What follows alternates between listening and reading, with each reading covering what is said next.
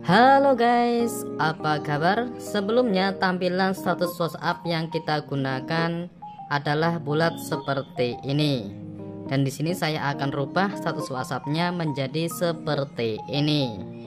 Dan ini tampilan status WhatsApp yang terbaru seperti ini guys. Dan untuk cara merubahnya silahkan tonton sampai selesai. Untuk caranya gaspol. Nah, tampilan status berikut ini berubah menjadi seperti rel Facebook. Oke, untuk foto profil ada di bagian atas kecil ini guys. Sementara untuk thumbnail terlihat cukup besar, bentuknya seperti rel yang ini.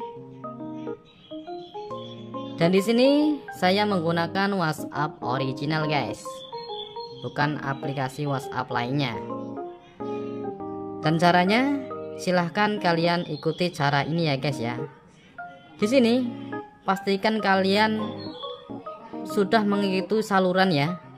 Di sini kalian ikuti saluran aja, maka nanti status WhatsApp kalian akan berubah menjadi seperti ini, seperti reel di Facebook ataupun Instagram guys. Baik, itulah cara untuk merubah status WhatsApp menjadi seperti reel seperti ini.